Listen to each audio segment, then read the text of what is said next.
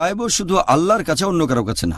আল্লাহ পবিত্র কোরআনে বলেছেন সূরা ফাতিহা অধ্যায় নম্বর 1 আয়াত নম্বর 5, ইয়াকা না'বুদু ওয়া ইয়াকা নাস্তাইন, আমরা তোমার ইবাদত করি, শুধু তোমার সাহায্য চাই। আমরা চাইবো শুধু আল্লাহর কাছে। আল্লাহ বলেছেন সূরা গাফির অধ্যায় 40 আয়াত নম্বর 60, তোমরা আমাকে ডাকো, আমি তোমাদের ডাকে সাড়া দেব। আপনি আল্লাহ তাআলার কাছে যে কোনো কিছু চাইতে পারেন, হতে পারে ছোট কিছু জিনিস অথবা বড়, সমস্যা নেই, আপনি আল্লাহর কাছে যে কোনো জিনিস চাইতে পারেন। আর এছাড়াও আমরা আল্লাহ তাআলার কাছে কিছু চাইব বিনয়ের সাথে আর নম্রতার সাথে। এটা 3 নম্বর পয়েন্ট। 4 নম্বর পয়েন্ট, যখন আল্লাহর কাছে কিছু চাইব তখন আল্লাহর উপরে ভরসা করব যে ইনশাআল্লাহ আল্লাহ আমাদের দোয়া কবুল করবেন ইনশাআল্লাহ। 5 নম্বর, আমরা আল্লাহকে ডাকবো ভয়ের সাথে, আমাদের থাকবে তাকওয়া, আল্লাহ সুবহানাহু ওয়া তাআলাকে ভয় করব। 6 নম্বর, আমরা আল্লাহ তাআলার কাছে চাইব আকুল আকাঙ্ক্ষার সাথে,